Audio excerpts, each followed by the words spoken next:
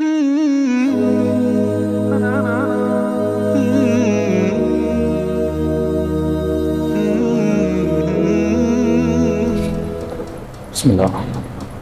Assalamualaikum warahmatullahi wabarakatuh.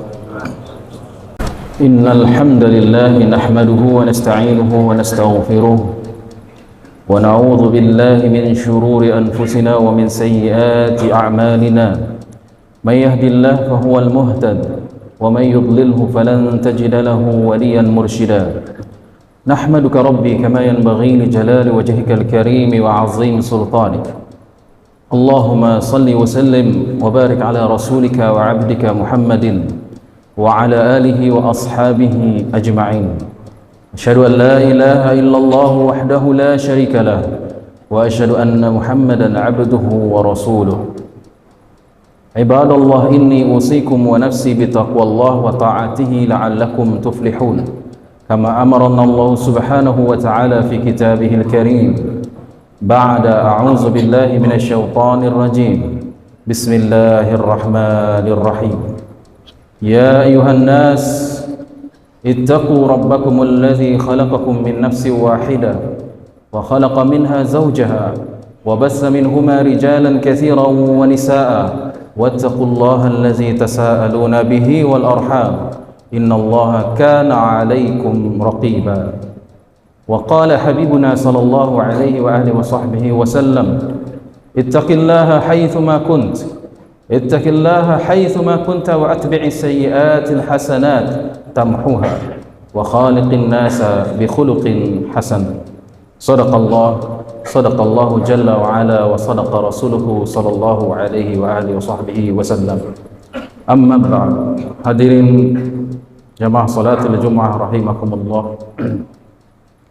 Bersyukur kehadiran Allah subhanahu wa ta'ala dengan kasih sayangnya, dengan kelembutannya, dengan rahmatnya, dengan taufik hidayahnya, sehingga kita ditempatkan di sebaik-baik bulan Ramadan, ditempatkan di sebaik-baik bangunan tempat, yaitu masjid, dalam amalan yang terbaik, amalan salat di hari yang terbaik, di hari Jumat, bersama rombongan Nabi yang terbaik, Nabi Muhammad sallallahu alaihi wasallam.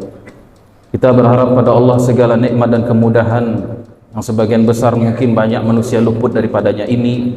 Kita berharap dan berhusnuzan setinggi-tingginya kepada Allah. Tandanya Allah memuliakan kita dunia, apalagi di akhirat kelak. Amin amin ya rabbal alamin. Karena tidaklah penghuni surga memasuki surganya Allah melainkan ketika di dunia disibukkan dia dengan amal-amal, asbab-asbab yang menyebabkan dia dimasukkan ke dalam surga dan ridho Allah subhanahu wa ta'ala. Salawat dan salam kita bermohon kepada Allah. Jarak yang teramat jauh, 1400 tahun kita dengannya, rentang waktu yang begitu jauh yang rasanya tak mungkin kita jangkau. Rasanya hanya Allah lah saja yang bisa menyampaikan salam rindu kita kepada Rasulullah sallallahu alaihi wasallam. Salam hormat, salam sebagai pengikutnya, sebagai umatnya, dari hati yang terdalam, dengan tekad untuk senantiasa berusaha melaksanakan sunnah-sunnah beliau, mempelajari peninggalan beliau Al-Quran dan sunnah, dan melanjutkan perjuangan beliau. Kita bersalawat dengan lisan, Allahumma salli ala Sayyidina Muhammad. Kita bersalawat juga dengan qalbu kita, dengan rasa mahabbah, dengan rasa rindu, respect, hormat kepada junjungan kita tersebut, orang yang paling berjasa dan paling sayang dan paling berkorban untuk kita dunia wal akhirat. Semoga salawat kita ini dihantarkan, disampaikan oleh Allah subhanahu wa ta'ala sebagaimana disebutkan dalam hadis, inna salatakum ma'rudatun alayya. Perbanyaklah salawat di hari Jumat karena salawat kamu disampaikan kepadaku, dilaporkan kepadaku setiap hari Jumat. Amin ya rabbal alamin. Hadirin jamaah salatul Jumat rahimakumullah. Sebagaimana maklum, hari ini telah dimulai rangkaian acara pesantren kilat di kota kita, di kota Padang ini. Anak-anak kita, baik itu SD, SMP, SMA, balik ke surau, diajarkan agama, di masjid-masjid di mana mereka tinggal, di musala di mana mereka bermukim. Tentu sebagai seorang muslim, apalagi sudah menjadi orang tua, program yang semacam ini, program yang meningkatkan ketakwaan, meningkatkan ilmu, meningkatkan pemahaman yang komprehensif, meningkatkan kualitas amal anak-anak generasi muda kita, tentu ini menjadi sebuah kewajiban dan harus kita tingkatkan, tidak berhenti di pesantren kilat. Malah lebih jauhnya kita menginginkan dari ranah Minang kembali muncul alim ulama, kembali muncul para ahli Quran, para ahli tafsir seperti Buya Hamka, kembali muncul orang-orang yang menegakkan agama Allah dari tanah Minangkabau ini. Tentu tidak bisa hanya pesantren kilat yang sifatnya smart kilat. Tentu kita berharap kita kembali kepada ajaran Al-Quran, bagaimana mendidik generasi yang memiliki kompetensi umum dan agama, berhasil di dunia apalagi di akhiratnya. Hadirin jamaah salatil Jumat rahimakumullah, dalam Al-Quran Allah menyampaikan sebuah nama, sosok yang merupakan inspirasi dalam dunia pendidikan dan kaderisasi Islam. Sosok itu adalah Nabi Zakaria. Nabi Zakaria disebutkan di beberapa tempat dalam Al-Quran.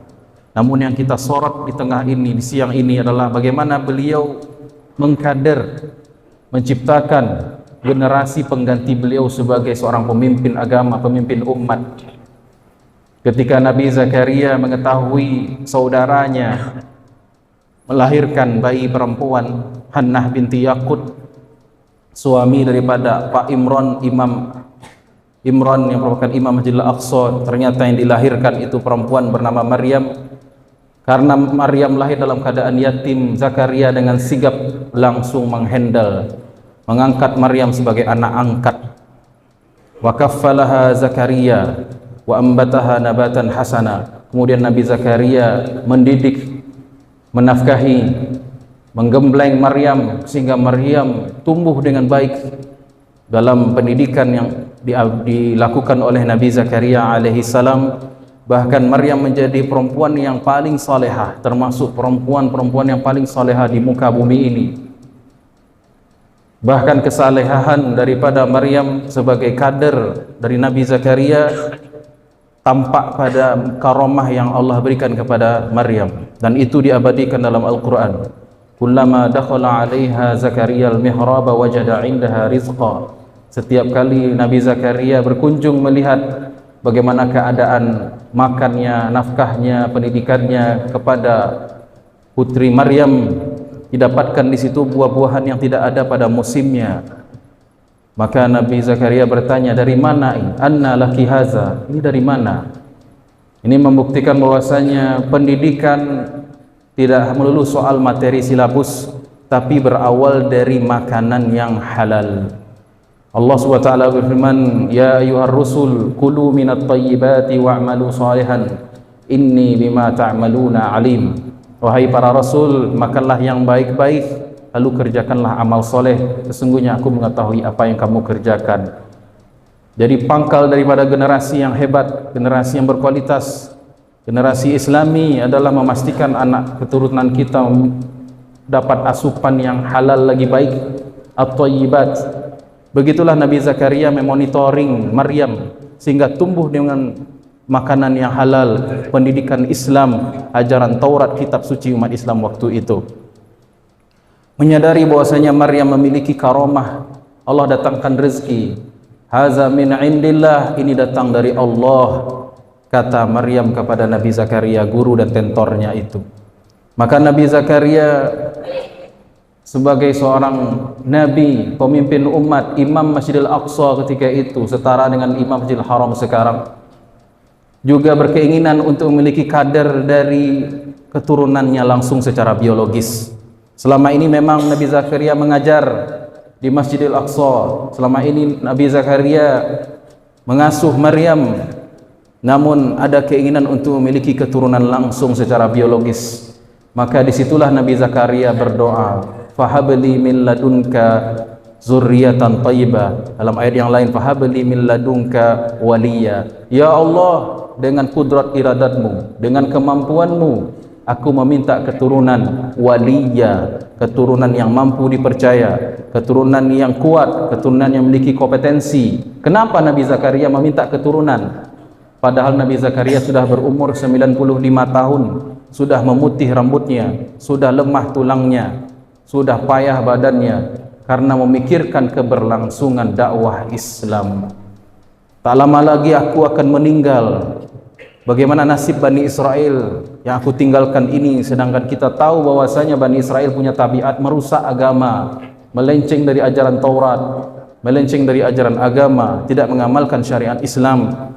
Maka Nabi Zakaria berdoa kepada Allah, inni khiftul mawaliya min warai wa kanat imraati aqira fahabli min ladunka waliya. Ya Allah, aku khawatir sepeninggalku nanti agama tak lagi dilaksanakan. Aku khawatir Bani Israel kembali sesat setelah kematian para nabi dan rasulnya. Berangkat dari kekhawatiran terhadap kondisi umat, kondisi generasi muda Islam, maka Allah mengatakan, ya Zakaria, inna nubashiruka bi gulamin ismuhu Yahya lam naj'al lahu min qablu samiyya. Wahai Zakaria, aku berikan kamu kabar gembira akan kehadiran kadermu dari zuriatmu, dari keturunanmu, namanya Yahya. Sebelumnya belum ada orang yang bernama Yahya. Nabi Yahya lahir dari asbab kerisauan. Nabi Yahya lahir sebab Nabi Zakaria memikirkan umat. Allah Subhanahu wa taala bahkan menjelaskan, mendeskripsikan bagaimana bentuk fisik Nabi Zakaria. Rabbi inni wahanal azmu minni, telah lemah tulangku, lah tua umur saya. Washta'ala ra'su syaiba, rambut saya sudah memutih. Jadi kalau kita sudah masuki usia 60 tahun, yang dipikirkan jangan dunia lagi, pikirkan generasi setelah kita. Sebenarnya agak terlambat untuk mengkader. Ketika kita sudah berumur 50, 40, sebagaimana sunnah para nabi diangkat di umur 40, apalagi sudah beruban, kalau masih memikirkan dunia, tidak memikirkan bagaimana generasi Islam, kita keluar dari sunnah para nabi dan rasul. Lihat sunnahnya orang-orang yang sudah tua, Allah tampakkan dalam Al-Quran, yaitu kisah Nabi Zakaria. Dari kerisauan itu, bagaimana saya supaya bisa mencetak generasi ini? Apa yang kurang dari pendidikan, sistem pendidikan kita? Kenapa generasi lagi kasus narkoba tinggi? Kenapa tawuran tinggi? Kenapa akhlak generasi muda rusak? Akankah kita memikirkan itu? Sudahkah kita memikirkannya dengan serius? Bagaimana perencanaannya? Apa peran kita? Apa sumbangsi kita? Ini disebutkan di dalam Al-Quran, bukan sekadar kisah, bukan cerita Nabi Zakaria saja, tapi merupakan isyarat dari Allah, ajaran dari Allah, pentingnya kita melakukan generasi, kaderisasi terhadap generasi kita yang akan datang. Wal yakhshal ladzina law taraku min khalfihim dzurriyyatan di'afa, takutlah jika kamu nanti meninggal, kamu meninggalkan generasi-generasi yang lemah. Itulah firman Allah Subhanahu wa taala. Lalu dengan sebab kerisauan itu, Allah Subhanahu wa taala mengabulkan dengan kondisi yang sangat tidak memungkinkan, dengan kondisi istri yang juga sudah tua, umur 98 tahun. Istri Nabi Zakaria bernama Hannah binti Faqud, Isya binti Faqud, sudah berumur hampir 100 abad, sudah lama sekali tidak keluar haid. Nabi Zakaria pun demikian, sudah sangat lemah. Kata ulama ketika Nabi Zakaria mengatakan inni wahanal azmu minni, telah lemah tulangku. Kenapa tulang? Karena kalau tulang sudah lemah, semuanya akan lemah. Otot pun lemah, tenaga pun tak ada. Kalau bahasa lugasnya, gamblangnya, belak-belakannya, mereka tidak mampu lagi berproduksi. Sudah terlalu afkir, sudah terlalu tua. Tapi karena mereka ingin ada generasi yang mereka bina langsung, Allah mengatakan, kabar gembira untuk engkau wahai Zakaria, aku akan berikan kamu putra bernama Yahya. Para ahli tafsir mengatakan, istri beliau kemudian tiba-tiba menstruasi lagi. Nabi Zakaria kembali kuat, bisa berproduksi, melakukan hubungan biologis, sehingga dengan izin Allah, dengan usia yang begitu tua, lahirlah seorang anak bernama Yahya. Kemudian bagaimana sifat dari hasil gemblengan didikan daripada Nabi Zakaria ini, Allah sebutkan bagaimana sifat-sifat Nabi Yahya dalam Al-Quran yang begitu rinci. Apa kata Al-Quran? Masih di surat Maryam. Ya Yahya khuzil kitaba biquwwah wa atainahul hukma sabiyya. Ketika dia berumur 3 tahun, bayangkan. Imam Jalaluddin As-Suyuti dalam kitab Tafsir Jalalain mengatakan usia 3 tahun Nabi Yahya sudah mumayyiz, bahkan sudah bisa mendapatkan wahyu Allah Subhanahu wa taala. Allah taala berfirman kepadanya, orang tuanya pun berpesan kepadanya, ya Yahya khuz, ambil Alkitaba, Taurat itu, Injil itu, Zabur itu, karena itulah kitab suci di zaman itu umat Islam. Khuzil kitaba biquwwah, ambil kitab suci itu biquwwah, dengan kekuatan. Apakah maknanya sini menggenggam Al-Quran dengan kuat? Apakah maknanya ini makna tekstual? Wahai Zakaria, ini buku, pegang erat-erat, jangan sampai lepas. Bukan. Memegang Al-Quran, memegang Alkitab, memegang kitab suci, yang dimaksud di ayat ini ialah pelajari dengan serius. Isi kandungannya dibaca. Baca tidak sekedar baca, pelajari maknanya, keluarkan hukumnya, lakukan istidlal, istinbat yang betul melalui kaedah-kaedahnya. Kemudian yakini kebenarannya, jadikan itu sebagai wirid, jadikan itu sebagai kebiasaan, jadikan sebagai itu ibadah, jadikan itu kitab suci itu sebagai sumber ilmu pengetahuan dan wawasan, jadikan itu kompas barometer pedoman hidup, jadikan itu sebagai rujukan kita melakukan, memutuskan segala sesuatu, jadikan itu sebagai imam. Jangan taruh Quran, kitab suci di belakang, jangan dibiarkan tidak dibaca. Kata Allah dalam mendidik Nabi Yahya, khuzil kitaba biquwwah. Dan inilah persoalan kita ternyata hari ini. Hadirin jamaah salatul Jumat rahimakumullah. Anak-anak muda kita lemah tangannya memegang Quran, kuat tangannya memegang HP. Lemah akalnya dalam mencerna ayat-ayat Al-Quran, karena tidak memiliki alat-alat itu. Al-Quran pun kalau ada anak-anak generasi kita yang mau belajar Quran, masuk ke TPA lalu orang tuanya lepas tangan. Anaknya tidak ditanya, tidak dimentoring bagaimana perkembangan baca Qurannya. Kalaupun baca Quran hanya di masjid, di rumah tidak lagi dibacakan Al-Quran, tidak lagi didiskusikan, menjadi wacana dalam keluarga. Kalaupun ada yang sudah TPA, menunggak pula SPP-nya padahal mampu untuk bayar, padahal honor yang termurah guru Quran, guru TPA. Biaya pendidikan termurah sekarang, lihat TPA, TPQ. Tapi bisa juga berhutang luar biasa, 1 tahun 2 tahun menunggak. Zalim kita kepada Al-Quran dan para ahli Quran. Walaupun ada yang membayar, lulus acara khataman hanya sekedar seremonial, diarak dengan baju bernuansa Arab, lalu keliling, habis khatam Quran namanya. Setelah itu benar-benar khatam, tidak baca lagi. SMP tidak dibuka lagi, SMA tidak baca Quran lagi. Walaupun ada di mata pelajaran agama yang 1 jam sepekan. Lalu kita mengharapkan generasi kita bertakwa, beriman kepada Allah. Kalaupun ada yang kuliah di perguruan tinggi Islam di Cemooh, mau jadi apa nanti? Mau jadi ustadz, menjadi apa? Menjadi garin. Direndahkan ahli Al-Quran, orang-orang yang pelajari Al-Quranul Karim. Padahal kita punya slogan yang luar biasa, ada basandi syarak, syarak basandi kitabullah. Tapi kitabullahnya sendi kitabullah, ilmu-ilmu Al-Quran, bahasa Arab Al-Quran, nahwu, sharaf, balaghah, fikih Quran, akidah Al-Quran, kita tidak mempelajarinya. Generasi kita biarkan. Sementara mata pelajaran yang lain, bahasa Inggris, oke. Bahasa Mandarin, bahasa Jepang masuk di sekolah-sekolah kita. Tapi bahasa Arab Al-Quran nomor sekian menjadi tidak diprioritaskan sama sekali.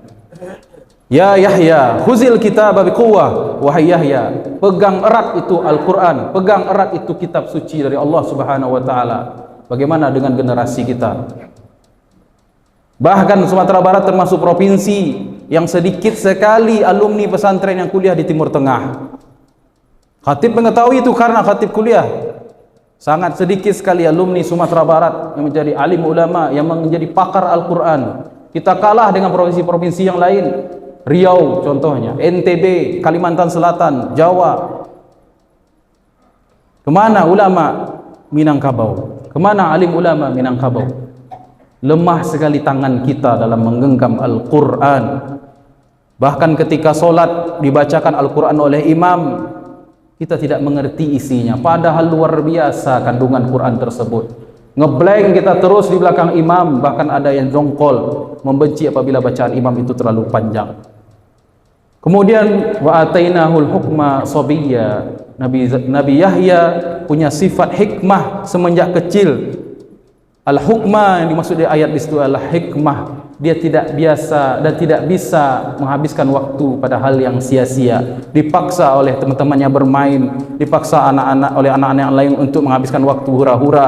Nabi Yahya tidak. Kenapa? Di dalamnya ada hikmah, di dalam qalbunya ada cahaya Al-Quran. Wa hananan min ladunna wa zakatan wa kana taqiyya. Kemudian Yahya alaihi salam memiliki sifat kasih sayang yang luar biasa. Hanan min ladunna, dari sisi kami. Dulu Nabi Zakaria berdoa, fahabli min ladunka waliya. Ya Allah, dengan kudrat iradatmu, dari sisi dari khazanahmu, beri hamba seorang anak. Maka kalau seorang orang tua mendidik anaknya bersandar kepada Allah, maka Allah sendirinya akan membentuk sifat anak tersebut. Jangan kita menuhankan kemampuan kita dalam mendidik. Sediakan waktu untuk doa. Doakan anak kita. Sediakan waktu untuk bermunajat kepada Allah. Laporkan anak kita kepada Allah. Dialah yang menggenggam qalbu anak-anak generasi muda. Tapi sebagian orang tua tidak mendoakan anaknya, cuek dengan kondisi anak, keadaan anak, agama anaknya. Nabi Zakaria tidak. Wa hananan min ladunna wa zakatan wa kana taqiyya, dan dia adalah orang yang bersih dan bertakwa. Para ahli tafsir mengatakan Nabi Yahya tidak pernah sekalipun bermaksiat, bahkan terbetik untuk bermaksiat pun tidak pernah. Itulah keistimewaan Nabi Yahya alaihi salam. Wa barran biwalidayhi, dan otomatis kalau anak sudah dididik dengan pendidikan Islami, dia akan barran, birrul walidain, akan berbuat baik kepada kedua orang tuanya.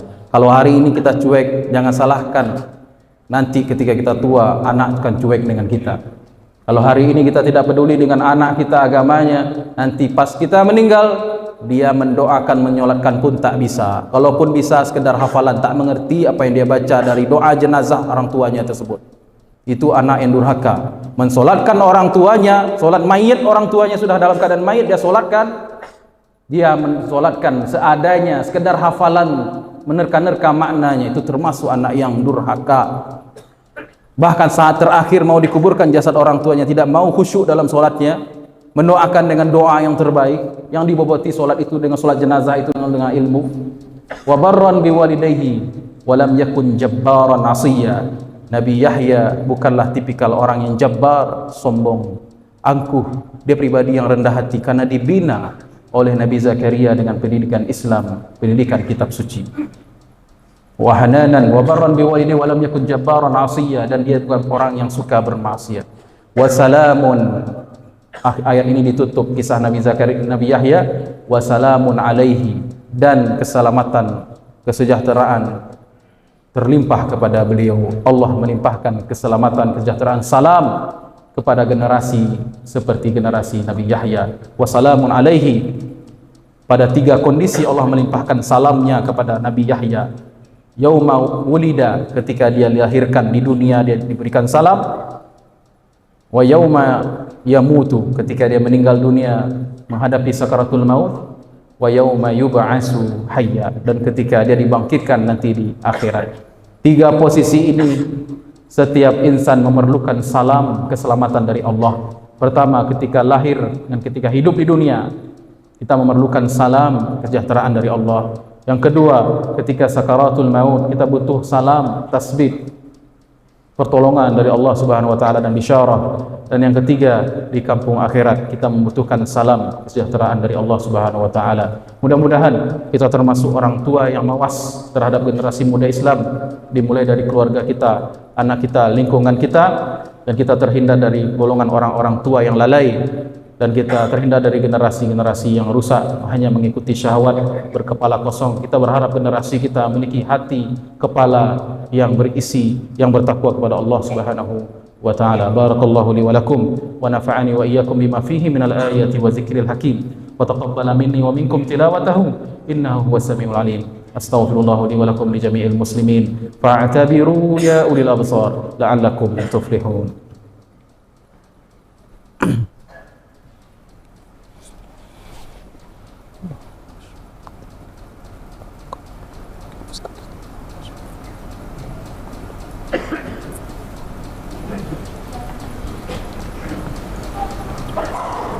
Alhamdulillahi Rabbil Alamin wassalatu wassalamu wa afdalu taslim ala al-mab'usi rahmatan lil alamin nabiyyika wa rasulika wa abdika Muhammadin wa ala alihi wa ashabihi wa man ihtada bihadihi wa sanna bisunnatihi ila yaumiddin. Asyhadu an la ilaha illallah wa asyhadu anna Muhammadar Rasulullah. Ibadallah, Allahumma salli ala sayyidina wa habibina rasulina Muhammad wa ala alihi wa sahbihi ajma'in. Ibadallah, inni usikum wa nafsi bitaqwallah wa ta'atihi la'allakum turhamun. Kama qala subhanahu wa ta'ala fi kitabihil karim ba'da a'udzu billahi minasy syaithanir rajim. Bismillahirrahmanirrahim. Ya ayyuhalladzina amanu ittaqullaha haqqa tuqatih wa la tamutunna illa wa antum muslimun wa'tasimu bihablillahi jami'a wa la tafarraqu wadhkuru ni'matallahi 'alaikum idh kuntum a'da'an fa'alafa baina qulubikum fa asbahtum bi ni'matihi ikhwana. Al-ayah. Qala subhanahu wa ta'ala bismillahirrahmanirrahim wal 'ashr innal insana lafi khusr illal ladzina amanu wa 'amilus solihat wa tawasaw bil haqq wa tawasaw bis sabr. Wa qala aidan innallaha wa malaikatahu yusalluna 'alan nabiy ya ayyuhalladzina amanu sallu 'alaihi wa sallimu taslima. Allahumma salli wa sallim wa barik ala nabiyyika wa rasulika Muhammadin wa ala alihi wa sahbihi ajma'in. Allahumma ighfir lil mu'minina wal mu'minat wal muslimina wal muslimat al ahya'i minhum wal amwat innaka sami'un qaribun mujibu da'awati qadiyal hajat. Rabbana zalamna anfusana wa illam taghfir lana wa tarhamna lanakunanna minal khasirin. Allahumma ighfir lana dhunubana wa liwalidina warhamhum kama rabbawna sighara ولإخواننا الذين سبقونا بالإيمان ولا تجعل في قلوبنا غلا للذين آمنوا ربنا إنك رؤوف رحيم. ربنا هب لنا من أزواجنا وذرياتنا قرة أعين واجعلنا للمتقين إماما. ربنا لا تزغ قلوبنا بعد إذ هديتنا وهب لنا من لدنك رحمة إنك أنت الوهاب. ربنا آتنا في الدنيا حسنة وفي الآخرة حسنة وقنا عذاب النار. سبحان ربك رب العزة عما يصفون وسلام على المرسلين والحمد لله رب العالمين. أقم الصلاة.